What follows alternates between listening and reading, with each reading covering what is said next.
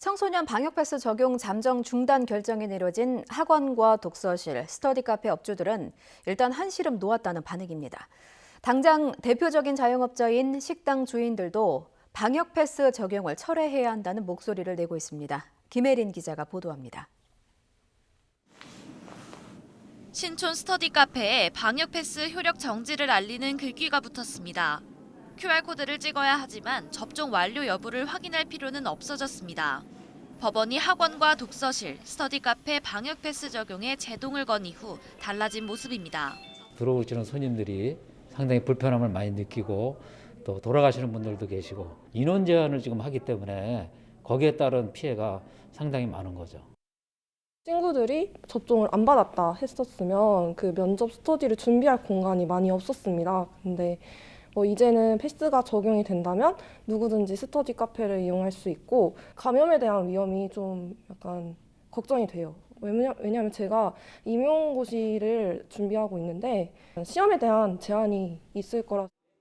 방역패스 적용 잠정 중단을 크게 반기는 곳은 바로 학원입니다. 갑작스럽게 어떤 그 방역 패스가 적용이 된다라고 했을 때는 학생들이 굉장히 불안했습니다. 부작용이 발생을 했을 때 학생들에게서는 어떤 학교 시험이라든지 이런 부분들에서 치명적인 어떤 그 손실을 볼 수가 있기 때문에 백신 2차까지 맞은 입장이지만 그런 것들이 없어짐으로 인해서 백신 안 맞은 사람들도 더 공부를 집중할 수 있고 편하게 이용할 수 있는 것에 대해서 긍정적으로 생각합니다.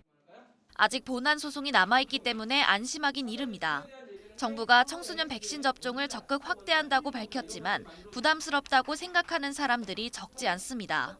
거의 반강제적으로 학원 때문에 맞춘 부모들이 되게 많았었거든요.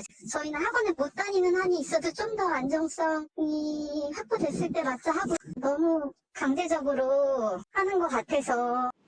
이번 결정 대상 업종 외에 다른 업종에 대한 백신 패스 적용도 철회해야 한다는 목소리도 벌써 나옵니다. 자영업의 상징과 같은 식당이 대표적입니다. 기본권을 다 침해하니까 철회는 해야 되는 게 맞는 것 같아요. 어차피 식당에서 밥을 안 먹으면은 호텔 가서 술 먹고 있거든요. 이러나 저러나 위험한 건 똑같은데 죽는 건 자영업자밖에 없으니까요. 이번 법원 결정은 말 그대로 방역 패스 적용의 잠정 중단입니다. 이후 본안 소송뿐만 아니라 추가 법적 대응까지 이어질 경우 현장에서의 혼란은 가중될 전망입니다. YTN 김혜린입니다.